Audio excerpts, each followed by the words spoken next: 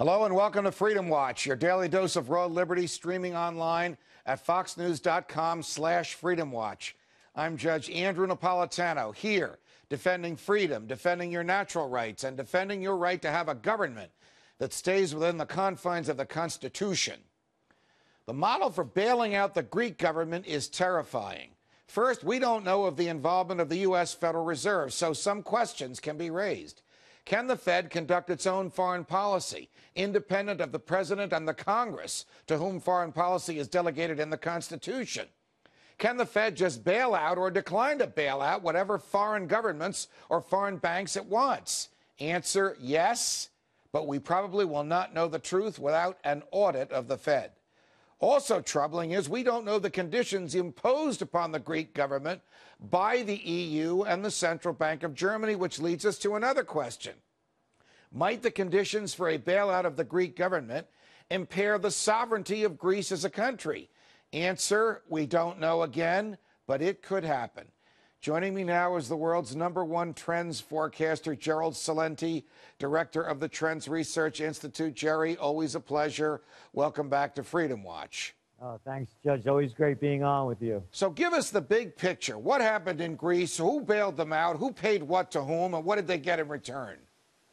Well, as you mentioned, we don't know what really came about. You're not telling us what went on with the bailouts in America. They still haven't opened up, despite lawsuits against the Federal Reserve in trying to free up that information that we should all know. But the reality of what's going on is the big picture. The global financial systems are collapsing.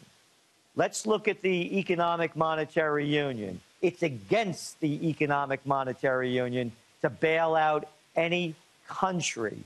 And as we know, the budget deficits in Greece far exceed the 3% prescribed by the Economic Union, the 3% of the GDP, the budget deficit to GDP. It's about 13%. Let's take a look over here, Judge. What's it in the United States? The GDP, the budget deficit, yearly deficit is what, 10.6%? This is a global economic crisis. All they're doing, country after country, is dumping money into the problem, and it's all falling on the taxpayers' back. Where is the money coming from that the EU has given or is giving to Greece, and how do they expect that those debts could ever be paid back? Half of the people in Greece are employed directly or indirectly by this bankrupt government. You hit it right on the head. It's a bankrupt government. It's not going to be paid back, just like it's not going to be paid back in the United States. The debt in the United States per person is $40,000. They're never going to pay it back. We are in the midst of a global financial crisis, the likes of which we have never seen in modern history. These problems are going to continue. Let's look beyond Greece. Look what's going on in Ireland. Look what's going on in Spain, in Italy, France, who everyone looks to having the second most stable government economically in Europe. What's their GDP to budget deficit? It's about 8.6%, as supposed to be 3%. So this crisis is the canary in the mine cage. What happens, not with Greece, but what happens here in the U.S.? The government just increased the debt ceiling by $2 trillion. It's now up to a number that looks like 2 or 3 telephone numbers together, 14 some odd trillion. Literally, what would happen if those debts become due and the federal government can't pay them back? Well, we're seeing it already. Look what's going on with all the bonds in the United States. We have California that's on the brink of default. The Fed's pumping money into it, and they're doing it over and over again. We're in for the greatest depression. It's going to be a financial crisis. It's already happening. The phantom money printed out of thin air isn't worth the digital paper it's not printed on. Jerry, only you could say that so nicely. But still the government continues to print, either literally printing or using fiat money, which it creates out of thin air by adding zeros to a column that a bank has at the Fed. The practical effect of each of those is to devalue almost down to nothing the cash that's in our pockets. So question, are they stupid enough?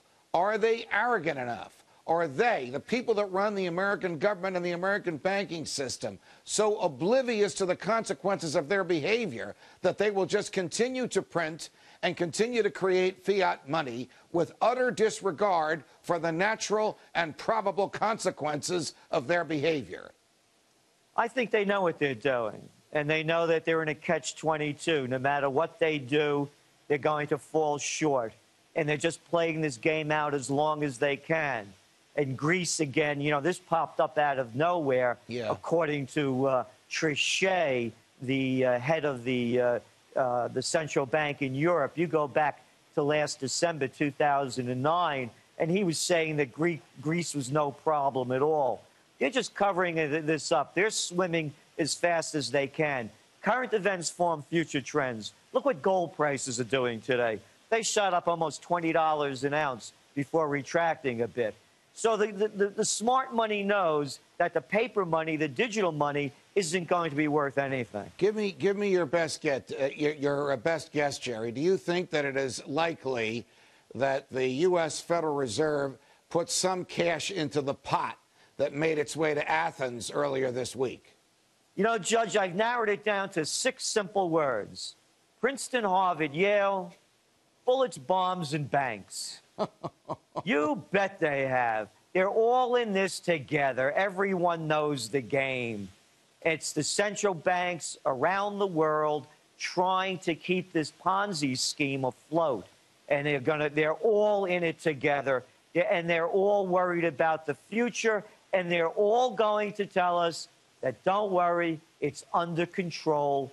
The Great Depression has been avoided. It hasn't. They've only covered it up. I always thought that politicians would just try and push these problems into the future, that George Bush just wanted to push the debt that he created into whoever would succeed him, and that President Obama would try and do the same, certainly beyond the midterm elections. But at some point, they can't push it any farther. And at some point, they will have to answer to the voters, to history, to the laws of nature, won't they, for the catastrophic consequences of their inability to understand Economics 101. What do you think? Well, yes, but who are they going to answer to? We have a two-headed one-party system. It goes back and forth, Republicans and Democrats. It's the same game. You know, Ronald Reagan had it right when he said that politics is the second oldest profession. Right. At least with the first profession, you end up with a happy ending. This one, you know, we're finished. And this is very serious.